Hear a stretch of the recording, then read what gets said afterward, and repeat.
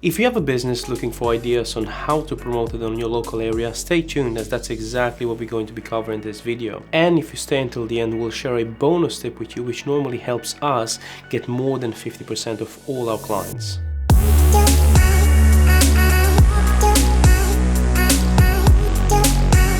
I'm Alex from Brilliant Digital. If this is your first time here, consider subscribing to be notified when we create more videos just like this one, where we help business owners and entrepreneurs get more out of their websites and leverage digital marketing in their business. One thing we always tell our clients is, and this is the most important rule in terms of marketing, is go where your customers are. Promoting a local business, it's no different. Before we jump into our recommended tips, I would actually be interested to find out from you, how exactly are you promoting your local business? What's working, what's not working for your business? Please let us know by commenting in the section below. Anyway, without further ado, let's jump into our tips for today. So I mentioned earlier, go where your customers are. But what exactly does that mean?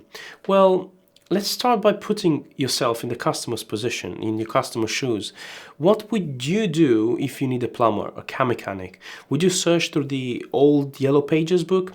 Of course not. You would go on Google. We know people go on Google because we are doing it ourselves, and also because there are tools that can help us with this kind of data and show us an average of how many people have searched for something on Google. Let's have a look at a few examples.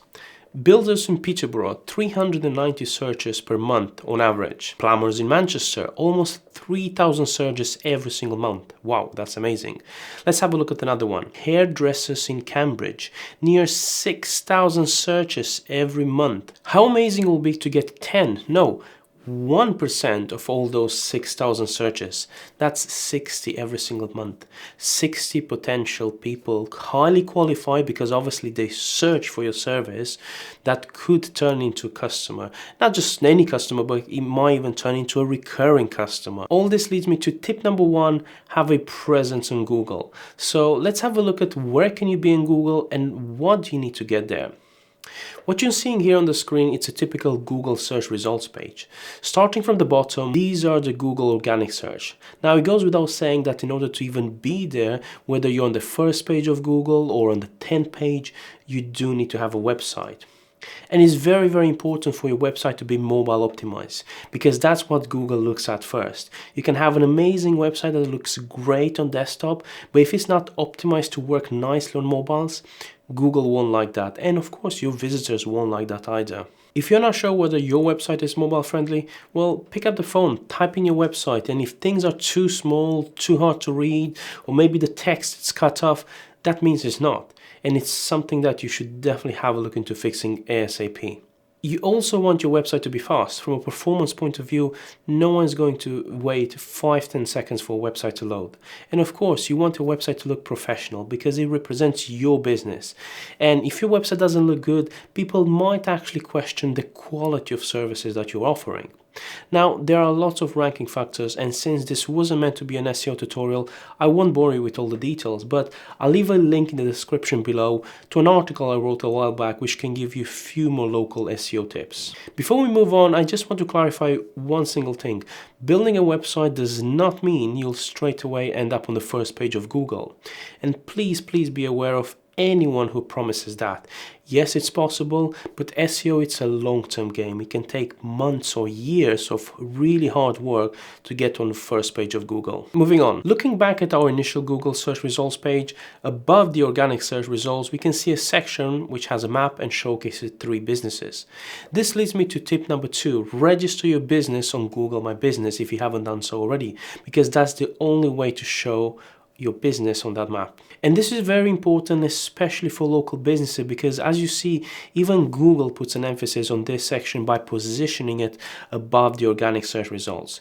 If you're not sure how to set up your Google My Business profile, you're in luck, because I have actually created a step-by-step video tutorial exactly on this topic, showing you everything you need to do. So I'll leave a link in the description below. Make sure you check that out after you finish watching this video. The good thing about having a Google My Business profile is that it's easier to get your business showing up on the first page of Google compared to ranking your website organically. That's because the map will always show businesses who are closer to your prospect location. Google My Business also allows you to collect reviews, so make sure you get as many reviews as possible to make your business stand out from your competition. Tip number 3, Google Ads. Moving on to the top of the search results, this is where we have Google Ads. So basically you have to pay to get there. This is important, especially if you have a new website and it's nowhere to be seen in the organic search. Google Ads allows you to cut the queue, beat your competition, and go all the way to the top, as that's where the majority of people looking for your services will be. And as we already seen, there are hundreds or thousands of people looking for different services on Google every single month. While with organic SEO, it can take months or even years to rank your website to be on the first page of Google. With Google Ads, you can be there in a matter of minutes. Just turn on the ads, wait for them to be approved, and shortly after you'll start getting visitors to your website. Making the advertising campaign successful, on the other hand, might require a few extra skills, so definitely have a look into some tutorials before you do anything or consider hiring a professional. In fact, this is the biggest mistake we've seen that people make. They set up the ads, they set up everything on autopilot, come back a month later and realize that they've wasted a lot of money with little to no results. Google Ads are amazing and can work successfully for pretty much any type of business, but it's definitely not a set and forget process. So I'll repeat that again. Google Ads, it's definitely not a set and forget process. Right, we're almost there. Before I move on, I just want to take a second and ask you, do you find this content helpful? If yes, please hit the like button and of course, leave a comment in the section below. We're pretty much done with Google. Moving on, we're going to look at the biggest social media platform out there, and I'm hoping you guessed that right. Yes, that is Facebook. There are 2.5 billion monthly users on Facebook. These are recent stats from December 2019. Well, depending when you're watching the video. The point is, Facebook is way too big to ignore as part of your small business marketing strategy. So the next tip we're looking at is tip number 4, make use of Facebook local groups. If you're not aware, there are groups on Facebook which you can be part of, and normally they are around a specific theme or location. So you can join a fishing group, you can join a photography one and discuss your hobbies, or you can join a group that is local to you. All you have to do is go on Facebook, go to the search bar and search for something related to your area, your city, or perhaps your neighborhood, and filter the results by looking only at the groups. From there you can join the different groups. This is a gold mine because I'm part of some similar groups in my area, and every single day I see people asking for recommendations for plumbers and accountants, cleaning companies, you name it. And that's how you can promote your business, by either posting on those groups directly, if of course they allow it, so make sure you read the group rules, or respond to a post when someone is looking for your service. If you don't have already, think about creating a Facebook page for your business, because that will allow you to establish an online presence on Facebook, showcase your work, but more importantly, it will allow you to collect reviews. If you're not sure how to do that, check out the link in the description below, as we've just created not long ago a step-by-step tutorial on how to create a Facebook page for your business. So whenever someone is looking for a service like yours, you can now reply and tag your own page directly, so the person can visit your page and from there can see your work, the customer testimonials, and your contact details. Moving on, tip number 5, Facebook ads. If you have a marketing budget, you want more people to see your business, that's where Facebook ads come in. Facebook is a great way to promote your business. However, you do need to adapt a different strategy than just asking someone to buy. Think about why people are on Facebook in the first place. They are not there to buy, they are there to socialize and keep in contact with their friends and family. So what does that mean? Well, let me answer that question with a different question. If you just met someone today, would you normally start selling your services before even saying hello? My guess is no. Right, so why would you do it on Facebook? I'm not saying that you shouldn't promote your business. What I'm saying is that the approach, the strategy should be different. Whilst with Google Ads, you know people are interested in your service because they have searched for something. On Facebook, you don't. On Facebook, you assume that they might be interested because they were also interested in something else, or because they are based in a certain location. The second one is very, very important for your local business. As well as Facebook organic, the Facebook ads are also very much action driven. We've seen it everywhere. People like, comment, share your post. It's like a domino effect. Facebook will show that post to even more people, perhaps even cheaper. If people don't interact with your post or ad, Facebook will think that people are just not interested in, and it will show you ads to less and less people and more expensive should you continue to advertise. That's why I always recommend advertising something that requires less commitment.